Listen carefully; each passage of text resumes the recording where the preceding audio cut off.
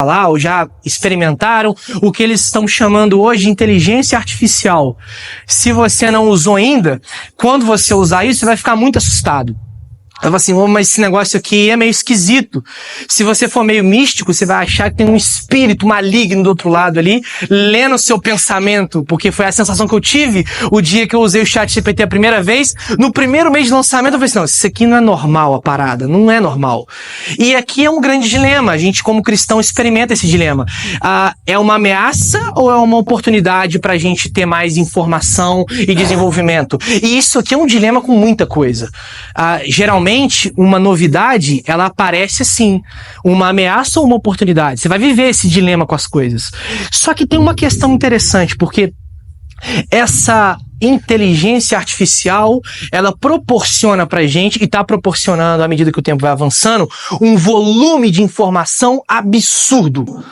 Eu acho que você talvez não se deu conta de que grande parte do conteúdo que aparece para você no seu celular, ele daqui a pouco vai ser fruto de inteligência artificial. Eu não sei se você viu esses dias, nessa semana, o Google lançou uma nova ferramenta de vídeo, em que eu assisti o vídeo, eu mostrei pro Felipe, o Felipe tentou ser mais sério, mas não, dá pra saber, dá nada. Se você procurar no Google VEO3, você vai ver que o negócio é muito real. E isso tá cada vez mais abundante. A informação hoje, ela não é uma questão tão escassa quanto era antigamente. Hoje, você pode ter uma tonelada de informação com um clique. Só que, proporcionalmente à quantidade de informação que a gente tem, nós também temos dificuldade na tomada de decisões. É estranho que esse paradoxo, essa contradição, ela existe. Quanto mais informação você tem de uma coisa, ou quanto mais acesso à informação você tem, mais difícil é você tomar uma decisão.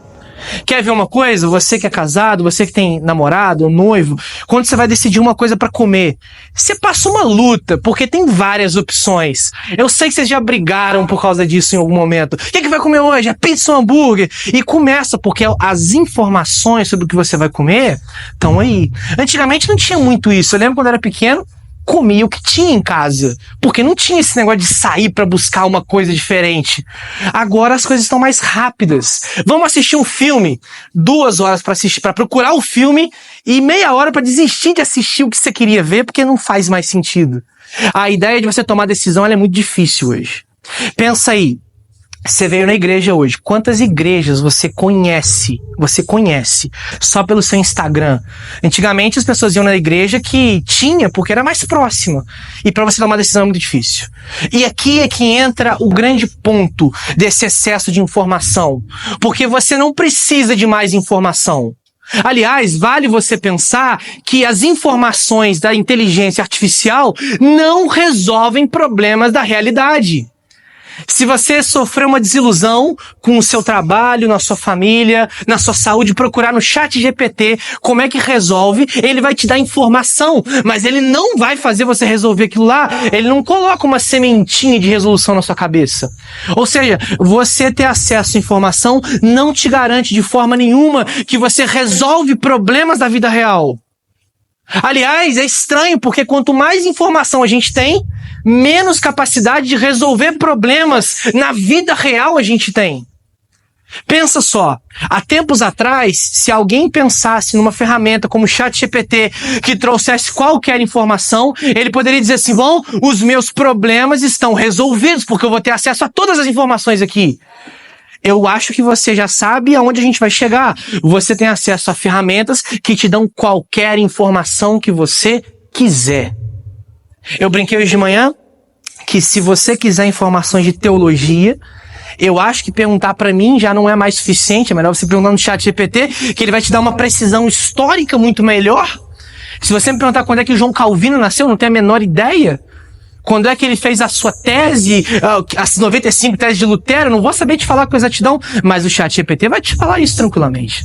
Ou seja, as informações pra gente, elas estão disponíveis, mas na hora de tomar decisão a coisa muda de figura. É por isso que eu queria te dizer que você talvez está viciado em saber de tudo.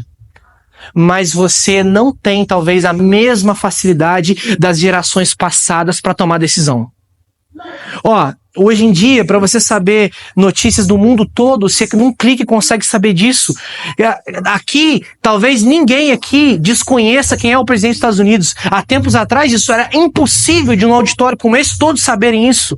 O grande ponto é que à medida que a gente vai avançando em saber, em ter informação, a gente vai regredindo em tomar decisões. E aqui é que está o grande ponto, porque você hoje, no século XXI, em 2025, não precisa de mais informação. Você tem o suficiente. Você precisa de sabedoria. O conceito de sabedoria, ele não é fácil. O ChatGPT não vai te ajudar nessa, porque ele vai te fornecer uma lista infindável de coisas. Mas eu queria já nessa primeira pregação, para toda a série, definir sabedoria com você aqui. A sabedoria, na nossa visão aqui, bíblica inclusive, a gente vai construir isso ao longo da série, é a capacidade prática de interagir com o mundo que Deus criou. É simples a definição, mas é difícil a execução dela. A capacidade de você interagir praticamente com o mundo que Deus criou. Teoricamente, as coisas são mais fáceis. Interagir com o cosmos de forma prática, aí é que é difícil. A sabedoria se dá quando você consegue interagir com a capacidade prática, com as coisas ao seu redor. Você consegue resolver problemas e tomar decisões e não apenas saber qual é a melhor decisão. Você consegue articular essa decisão, articular os recursos para essa decisão. Sabedoria é muito mais do que mera informação, do que mero conhecimento. O texto que a gente vai ler agora, ele fundamenta para que serve a sabedoria e qual é o fundamento da sabedoria. Provérbios capítulo 1, do versículo 1 ao versículo 7. Agora sim a gente vai para a parte mais importante, a palavra. Essa introdução foi para que você entendesse em algum nível do que essa série vai tratar e em que nível que você vai ser confrontado e confortado. Porque eu acho que talvez para você saber que a sua informação, ou que essa camada de informação para você talvez não seja mais necessária um acréscimo aí, te alivia. Imagina você com mais informação do que você tem e sem capacidade de decidir. O texto diz assim, Provérbios capítulo 1, do versículo 1 ao versículo 7. Provérbios de Salomão, filho de Davi, rei de Israel, para aprender a sabedoria e o ensino, para entender as palavras de inteligência, para obter o ensino do bom proceder, a justiça, o juízo e a equidade, para dar prudência aos simples e conhecimento e discernimento aos jovens, que o sábio ouça e cresça em prudência, e que o instruído adquira habilidade para entender provérbios e parábolas, as palavras e os enigmas dos sábios. O temor do Senhor é o princípio do saber, mas os insensatos desprezam a sabedoria e o ensino. Oremos. Senhor, a tua palavra foi lida e pela iluminação que vem do teu Espírito, nós pedimos que ela seja explicada e aplicada à nossa vida com poder, com temor e tremor. Que Jesus Cristo seja conhecido, crido e amado por meio dessa palavra. Que nós consigamos entender aqui nesse momento em que nível que a sabedoria do Senhor, que vem do alto, é associada ao Evangelho de Jesus Cristo. Nós oramos assim em nome de Jesus, Pai. Amém. Bom, para você entender um pouquinho desse texto, você precisa entender o livro de Provérbios. O livro de Provérbios é o livro da sabedoria do povo de Deus. Em outras palavras, Deus, ele escolheu revelar a sua sabedoria condensada em provérbios. Obviamente você encontra a sabedoria de Deus esparramada ao longo do Antigo e Novo Testamento, mas provérbios carrega um núcleo distinto. Quer ver uma coisa? Se eu te perguntasse o que diz Isaías, o que diz Salmos? O que diz o Novo Testamento em alguns livros? Você me descreveria isso de várias formas, de vários prismas. Provérbios carrega uma distinção entre todos os livros da Bíblia, porque de forma singular, o que representa, o que identifica Provérbios para nós, é que Provérbios é um livro de sabedoria. É estranho você pensar que Deus não escreveu um livro inteiro ou não revelou um livro inteiro sobre amor, não revelou um livro inteiro sobre justiça e nem sobre graça. Ele revelou um livro inteiro sobre sabedoria. E não é porque a sabedoria é mais importante, mas é porque nesse caso aqui, a sabedoria ela é mais difícil de ser entendida e de ser absorvida pelo ser humano. Por graça, Deus escolhe revelar em todo o livro de Provérbios o que é a sabedoria e como ela é aplicada à nossa vida. Como é que a gente se relaciona com ela.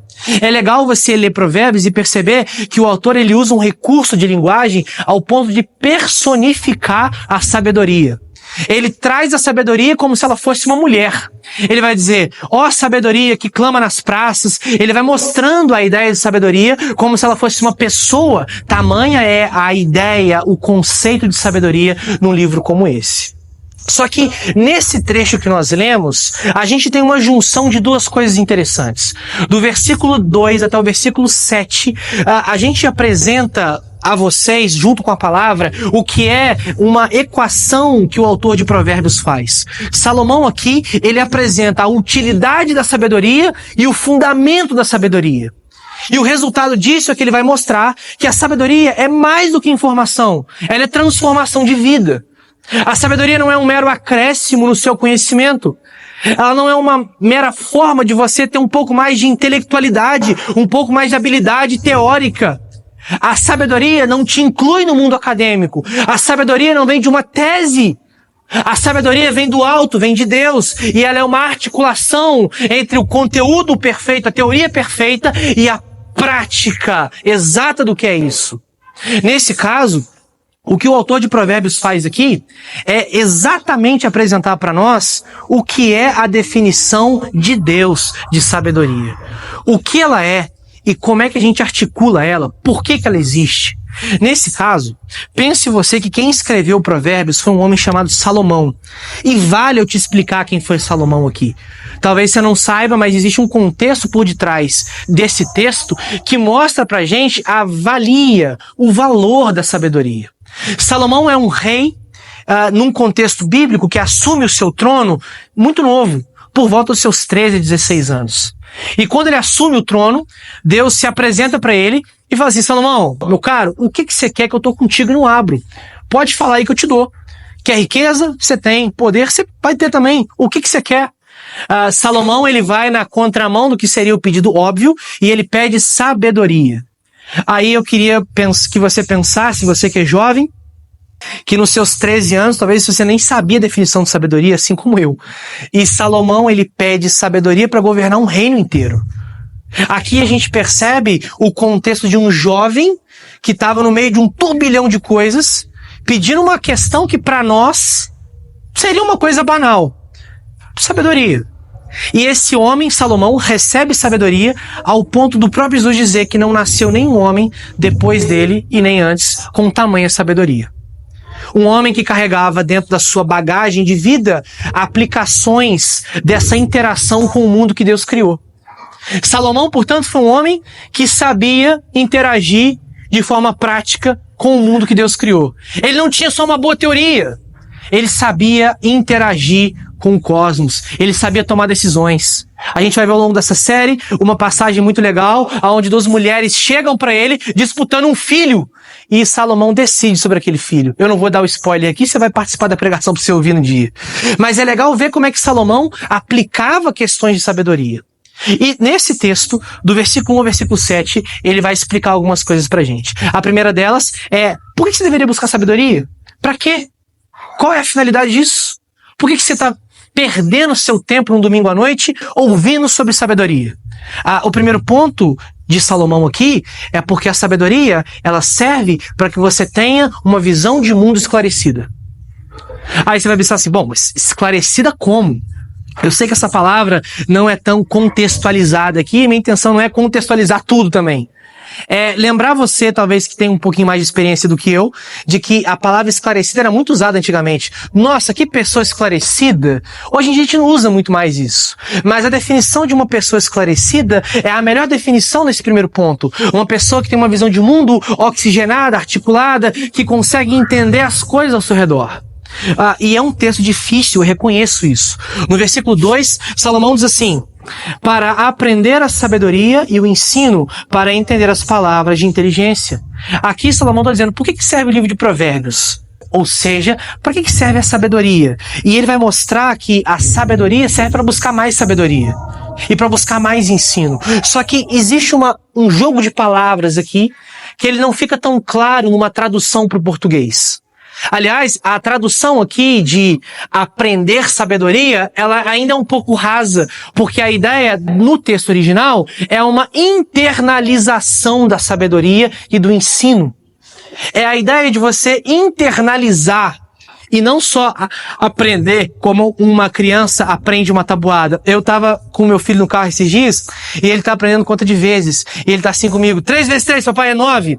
Só que ele não internalizou o que é conta de vezes. Ele só decorou que 3 vezes 3 é 9. Porque quando eu perguntei pra ele, então tá, Pedrão, quanto que é 4 vezes 2? Que é mais fácil. Ele travou, porque ele decorou 3 vezes 3. Ele aprendeu, mas ele não internalizou. A ideia da sabedoria aqui é porque quando Salomão convoca o povo de Israel a aprender sabedoria, ele está dizendo, vocês têm que internalizar isso.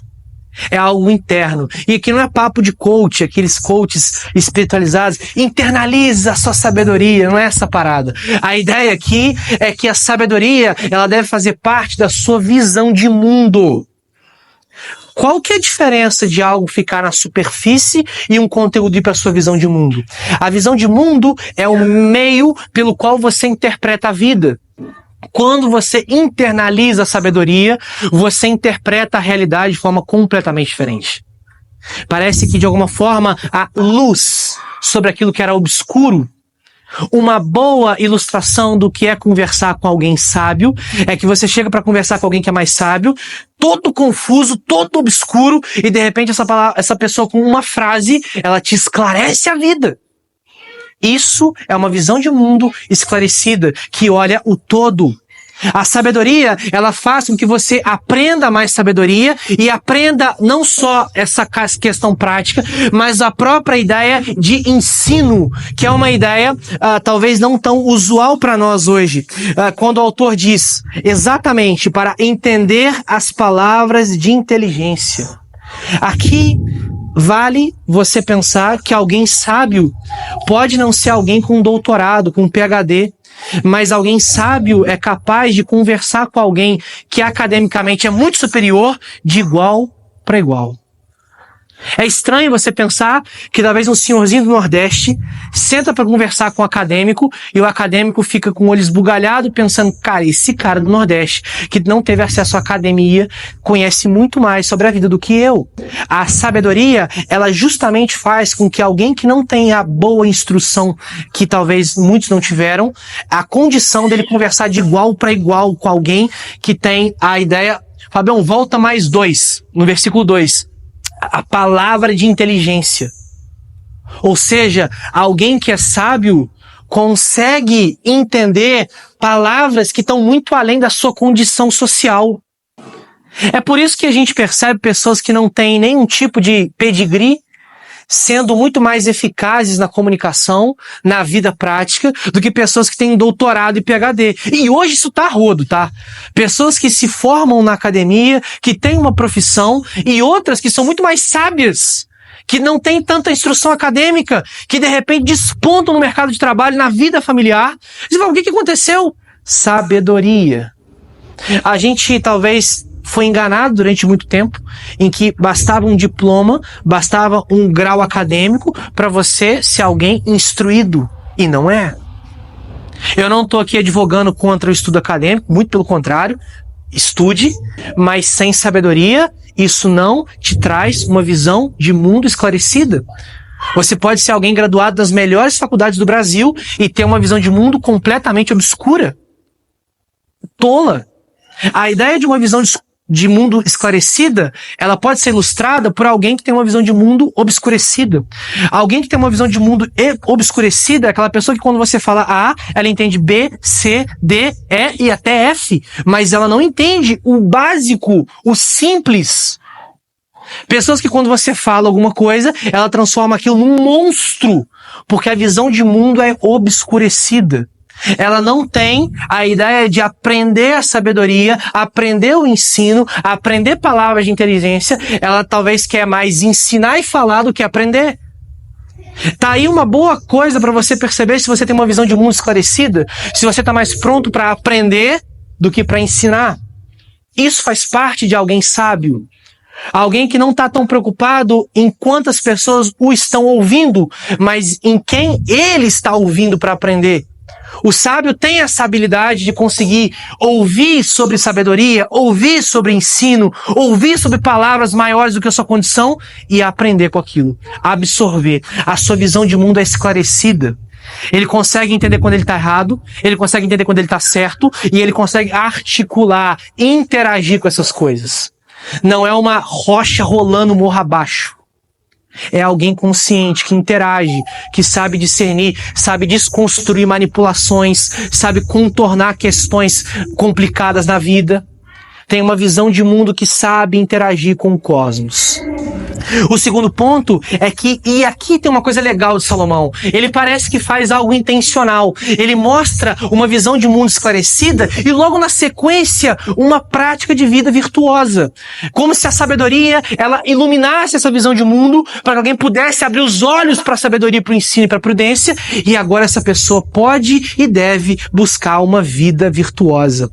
É legal perceber que Salomão associa a busca, o objetivo da sabedoria, a ter uma vida prática virtuosa. Ele vai mostrar que a sabedoria que está sendo ensinada no livro de Provérbios tem um objetivo: para obter o ensino do bom proceder, a justiça, o juízo e a equidade. A ideia aqui, e quando você lê Provérbios, talvez você vai ficar um pouquinho confuso, porque as nossas traduções, elas repetem muitas palavras e usam várias palavras, parece que com o mesmo significado, às vezes não é. Quando o autor diz, para obter o ensino do bom proceder, não é um ensino qualquer, é um ensino acerca de uma vida reta. É o ensino de uma vida íntegra. Ou seja, você busca sabedoria, você é alguém que almeja ser mais sábio para que você consiga entender, obter o ensino do bom proceder. Por isso que quando a gente pensa em alguém que é virtuosamente íntegro, provavelmente é alguém que buscou sabedoria na vida. É alguém que orou a Deus pedindo, Senhor, me dá sabedoria. E o contrário é verdadeiro. Alguém emaranhado, enrascado em pecados e problemas, em dilemas morais, é alguém tolo, que não conseguiu tomar boas decisões.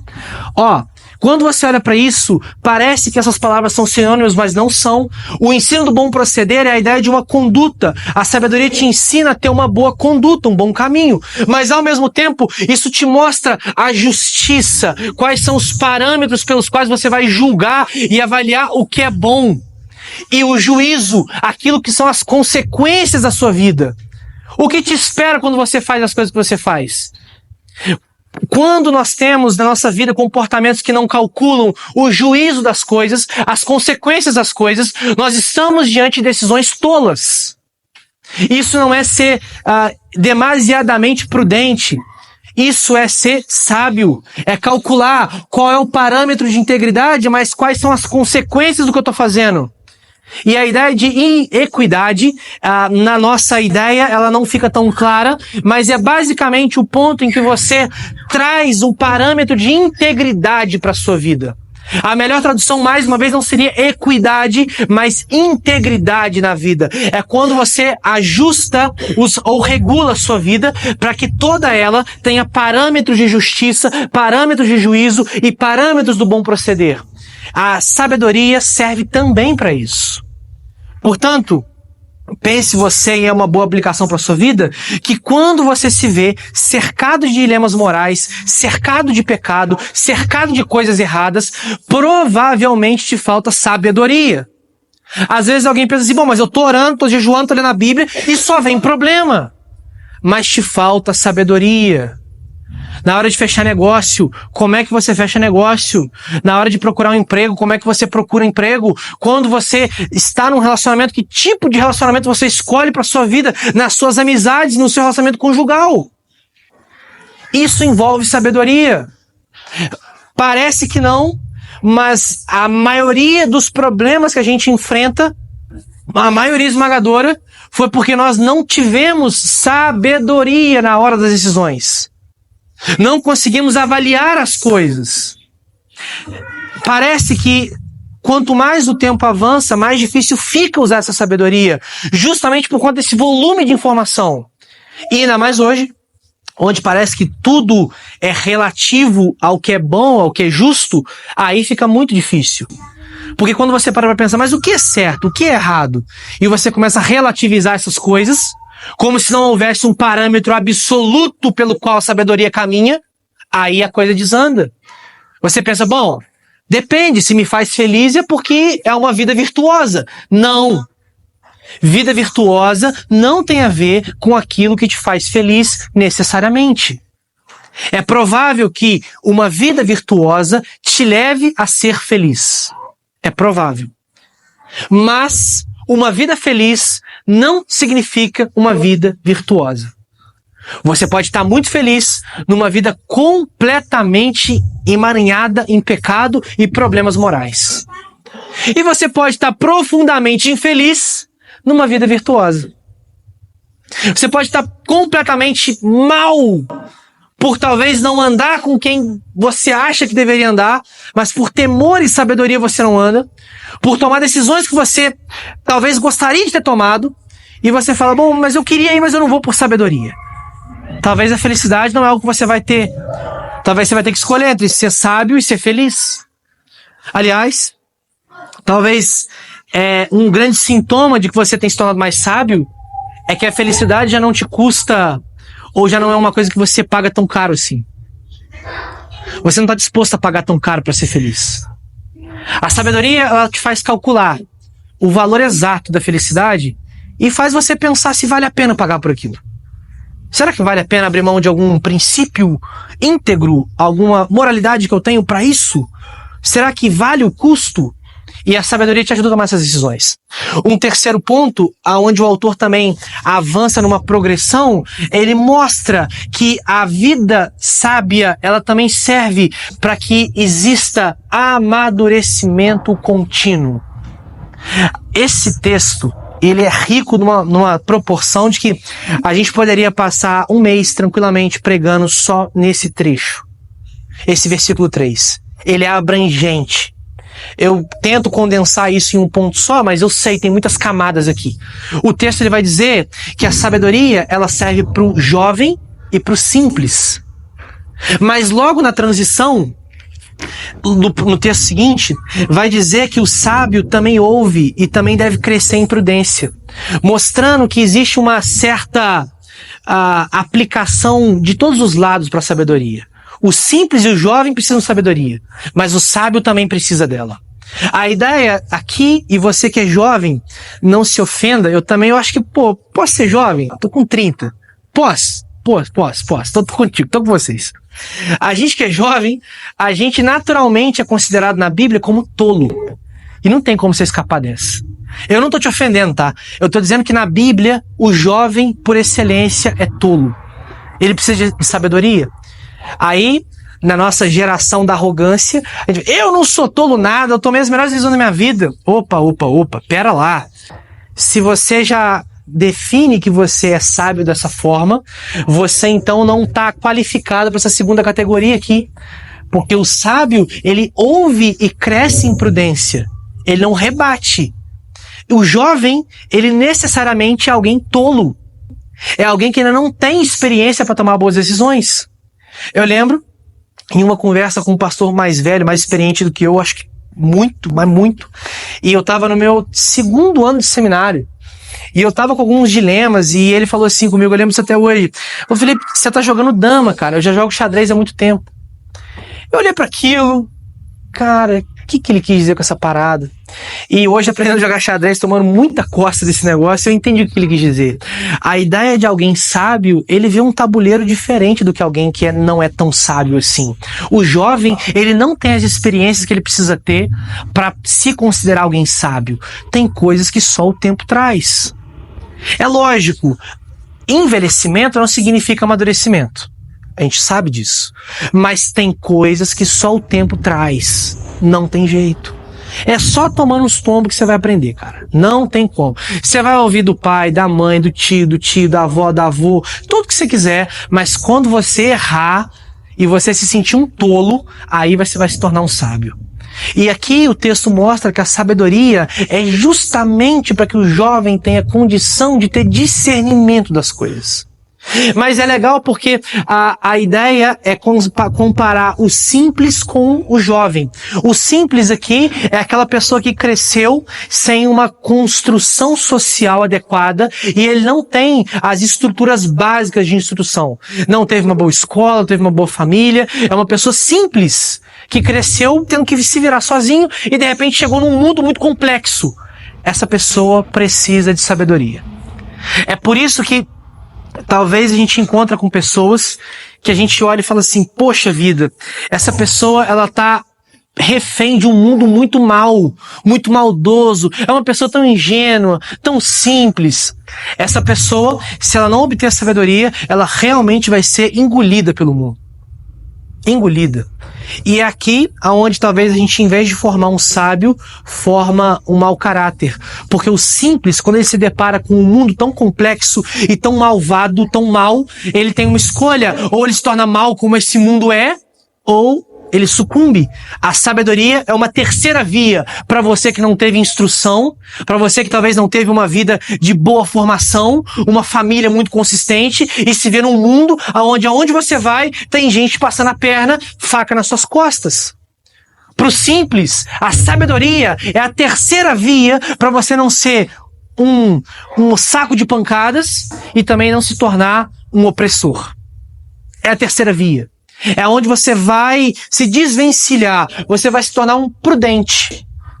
Só que ao mesmo tempo a sabedoria serve para o avanço contínuo da maturidade. Porque talvez você diga, bom, beleza, eu era jovem, me tornei alguém mais maduro, alguém mais sábio, agora acabou, não é? Não, errado, porque a ideia é que a sabedoria também serve para um amadurecimento contínuo de quem já é sábio. Que o sábio ouça e cresça em prudência. E que o instruído adquira habilidade. A ideia do texto ela é muito legal, porque se no primeiro ponto ele apresentou o simples, que precisa de prudência, o instruído precisa de habilidade. Por quê? O instruído ele tem o conhecimento teórico, mas ele não tem a habilidade para tomar decisões.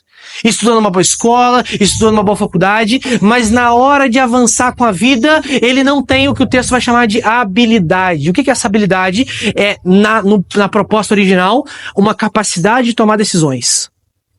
É como se ele estivesse dizendo que a sabedoria, ela também permite que o instruído, que é aquele que tem conhecimento teórico, tenha condição de tomar boas decisões. É basicamente o que nós na nossa sociedade mais precisamos. Porque entre nós aqui, dificilmente alguém se dá ao luxo de ser pouco instruído. Porque todos nós hoje, em menor ou maior escala, temos acesso a algum tipo de instrução. E é aqui onde a coisa se torna tão importante. Porque de alguma forma nos falta a habilidade para fazer isso que ele vai dizer agora. Entender provérbios e parábolas, as palavras e os enigmas dos sábios. Ou seja, quando nós, num mundo tão instruído, nos deparamos com pessoas mais sábias, se nós não tivermos sabedoria, a gente se enche de arrogância, se enche de orgulho e rejeita esse tipo de coisa. Olha que interessante.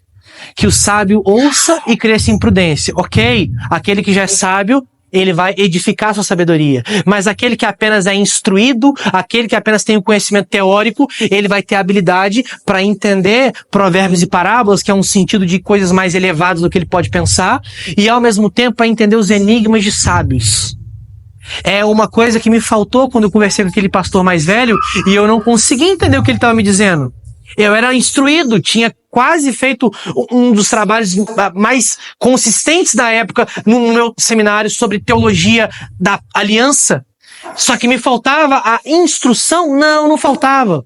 Faltava a ideia da sabedoria para me calar e dizer, agora eu aprendo, eu não ensino aqui. Para nossa sociedade, isso é um grande sabor agridoce. Você saber que você tem muita informação, muito conhecimento, mas você vai ter que aprender primeiro antes de ensinar. E não aprender as questões teóricas, aprender a prática.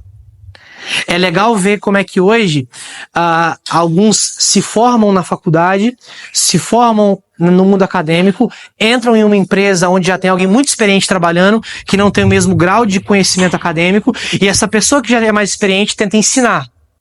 E a pessoa que acabou de sair da faculdade com aquele diplomão grandão, bate no peito e diz, não, eu não vou aprender isso porque eu estudei. E aquele que já tá ali, há anos fazendo a questão com mais sabedoria, vê a imprudência de alguém que tem instrução, mas não tem habilidade para tomar boas decisões e vai dizer, esse vai continuar sendo tolo. Para nós isso é uma grande ferramenta de instrução. Não basta que você tenha um bom diploma, mas você precisa dessa capacidade de aprender, de entender com pessoas mais sábias que você. Só que se eu parasse a pregação agora, isso seria uma boa palestra motivacional para você. Seria excelente. Você poderia ir embora por aquela porta ali e falar assim, uau, que palestra legal. E eu morri de rir outro dia quando um irmão veio e ele não sabia falar. Ele falou assim, nossa, eu amei a sua palestra. Eu falei, não, cara, a gente não faz palestra lá, cara. É uma pregação. E o último versículo desse ponto aqui me ajuda a não cair num grande problema, que é você sair por aquela porta achando que é só buscar sabedoria por aí. O texto vai fechar no seu ponto mais importante. Ele vai dizer que o temor do Senhor é o princípio do saber, mas os insensatos desprezam a sabedoria e o ensino. Ou seja, a sabedoria, ela existe e ela funciona para te dar uma visão de mundo esclarecedora ou esclarecida, para te trazer uma vida prática virtuosa, para te fazer um amadurecimento contínuo, mas ela não acontece por meio dessas coisas. Ela acontece por meio de uma vida e de um coração regenerado. Aqui é onde a gente traça uma linha de separação entre o sábio, verdadeiramente sábio, e aquele que é só instruído. O temor ao Senhor é o princípio, é o fundamento de uma vida sábia. Eu sei, parece que é uma frase simples, mas não é. É legal quando a gente olha para o Antigo Testamento, quando existe uma variação de termos, aonde a palavra Senhor e Deus, ela é usada e pra gente parece a mesma coisa, mas não é. Para um israelita, quando ele lia a palavra Senhor, ele sabia muito bem que aquilo era referência ao plano de redenção que ele tinha experimentado e não apenas ao Deus Criador. Em outras palavras, quando Salomão afirma que o temor do Senhor é o princípio da sabedoria, ele está dizendo basicamente o seguinte, o temor daquele que te salvou é o princípio da sabedoria. E aqui tem uma larga diferença entre uma coisa e outra, quer ver? É muito possível você ser alguém que teme a Deus como Criador, mas tem zero reverência, zero temor como um salvador da sua vida. É muito possível que você consiga chegar diante de Deus como o grande Criador de todas as coisas, mas com nenhum tipo de temor e tremor, porque Ele salvou a sua vida do pecado. Aqui, o texto não nos chama a olhar para Deus como o fantástico arquiteto do mundo. O texto nos chama para olhar para Deus como o grande redentor da sua vida. É diferente. Você não olha para o Criador do cosmos com a intimidade que você olha para aquele que te resgatou do pecado. Você não olha para o Criador do cosmos com a mesma intimidade daquele que morre na cruz por causa do seu pecado. É justamente por isso que Jesus Cristo faz convergir duas coisas que parecem completamente distantes. Intimidade e reverência. Porque agora, para alguém que é salvo, ao mesmo tempo que se olha para Deus como Criador do cosmos, se olha para esse Deus com intimidade tal para dizer, o meu Redentor. É por isso que quando o texto diz que o temor do Senhor é o princípio da sabedoria, ele está dizendo que apenas alguém que foi salvo pode alcançar sabedoria da forma como ela é na Bíblia. E a salvação nós não conseguimos fabricar, meu amigo e minha amiga. A gente não consegue produzir salvação. Você não consegue se esforçar para ser salvo. O seu pecado é muito maior que você. A sua condenação é inimaginável. Você deve a Deus o seu pecado. E Deus, por ser santo e justo, vai cobrar o seu pecado. Ele não nega a sua justiça, não nega a sua santidade. O atributo que ele mais preza não é um em detrimento do outro. Ele é um ser completo e simples. Ele é todo amor, mas ele é todo justiça. Ele não nega, não negocia. Se você cometeu pecado, você paga. Problema: como é que esse Deus é o meu Redentor agora? É exatamente por isso que o apóstolo Paulo, lá em 1 Coríntios capítulo 30, ele vai levar o tom para mostrar quem é Jesus para nós.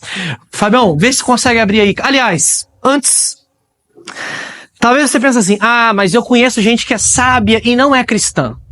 Eu conheço gente que tomou boas decisões na vida, mas não é cristão. Beleza, conheço também gente que faz negócio muito bem, tem uma família muito legal, consegue articular o pensamento como ninguém.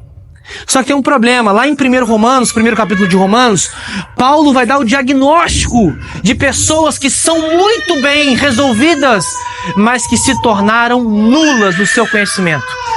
Romanos capítulo 1. Fabião, acho que é o próximo. Deixa eu ver se eu abro aqui. Opa, abriu lá.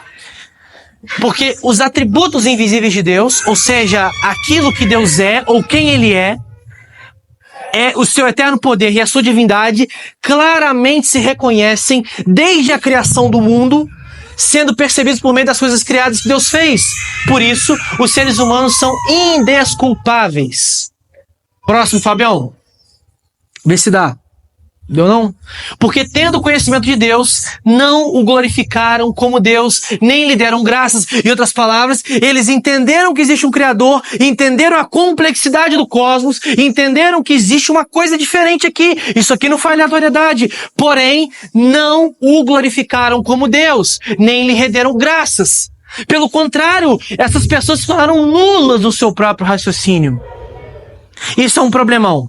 Você imagina que agora eu fazer uma equação do tamanho dessa parede e no final eu colocar 0.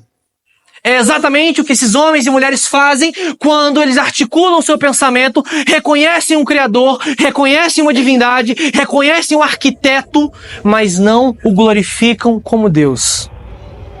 É aqui aonde o seu raciocínio pode se tornar nulo. E quando é que o seu raciocínio não se torna nulo e ele se torna sabedoria?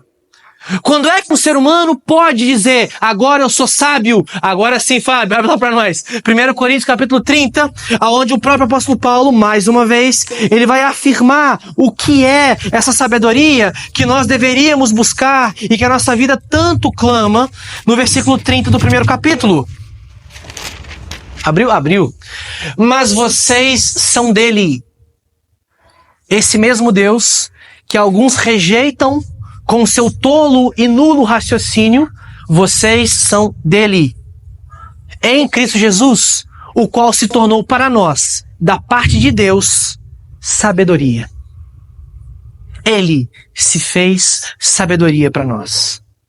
Justiça que nós não tínhamos, santificação que nós não tínhamos e redenção que nós precisávamos. Para que, como está escrito, aquele que se glorie, glorie-se no Senhor. Amém. O sábio, que tem a Jesus como seu grande instrumento de sabedoria, ele diz assim: glória a Deus. Aleluia. Ele consegue entender que a sua vida, por mais miserável que existe algum ponto de sabedoria ali que não vem dele. É por isso que o cristão é um ser complexo, porque por mais que ele seja alguém miserável e limitado, ele tem palavras de sabedoria para dar. Porque ele é de Deus, em Cristo. Alguém que foi comprado com sangue, que por isso foi feito a imagem, ou resgatado a imagem do seu Criador. E agora ele tem a sua habilidade resgatada. Então, a gente fecha esse momento mostrando que você não precisa de informação. Você precisa de transformação de vida. Transformação de vida. Não basta sair por aí buscando sabedoria. Sem Jesus não há como. E não é discurso clichê. É biblicamente estabelecido que sem Jesus você é tolo. Tolo. Do que adianta sucesso na família, na carreira, na saúde, se isso tudo se torna nulo sem Cristo? Nós cantamos uma música aqui que é muito o que a gente está dizendo. Ele é a beleza revelada do Pai, é tudo que Deus pode nos dar. Nada mais, nada menos. A maior sabedoria de um homem em tomar decisões é quando ele tem uma decisão para fazer na vida dele. Ou ele é de Jesus, ou ele não é. E não existe meio termo. Não tem neutralidade. Você não pode ser um pouco de Jesus. Não existe essa. Não, sabe, eu sou um pouquinho de Jesus. Não existe essa. Ou você é dele em Cristo, ou você não é. E essa série toda, ela tem a intenção de mostrar como é que a sabedoria de Deus, ela redunda numa vida em Cristo. E como é que uma vida em Cristo redunda em sabedoria. Você não pode sair por aqui, daquela porta ali, sem decidir sobre isso. Quer ser sábio? Quer ser sábio de verdade? Sem Jesus, não seremos. Apenas tolice nos guarda. Porém, em Cristo, toda a sua limitação cognitiva é superada. Toda a sua limitação na tomada de decisões ela é superada. Talvez você é alguém que, na minha conversão, eu lembro de ter sido alguém assim, que só havia tomado decisões erradas na vida. Aquela pessoa que se considera um azarão. Já viu o azarão? Que fala assim, não, eu só tomei decisão errada na vida. Tudo errado. O Evangelho é a grande mensagem de que ainda que você não tenha habilidade suficiente para tomar boas decisões, essa decisão, ela é graciosamente oferecida a você, sem nenhum tipo de mérito seu, mas por graça. Nenhuma decisão que você possa ter tomado, errada ou certa, se equivale a essa, de quando você decide entregar a vida a Jesus e dizer assim, esse agora é o Senhor da minha vida. A partir daquele momento, todo trauma, limitação, problema, angústia, tudo isso é superado. Marca, dói. Até hoje eu lembro de decisões que eu tomei que falo assim, nossa, o Pai amado, meu Senhor. Mas a decisão por Cristo cobre tudo. Não há nada que você tenha feito que não cubra.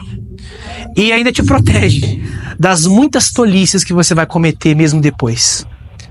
Porque a graça é que te resgata nessa hora quando você vê assim, nossa, eu já sou cristão tomando decisão errada ainda. É a graça, meu amigo. É essa mesma graça que te chama de volta. Assim, volta para essa sabedoria que você conheceu lá no começo. Volta. Eu queria orar por você, pedindo para que você não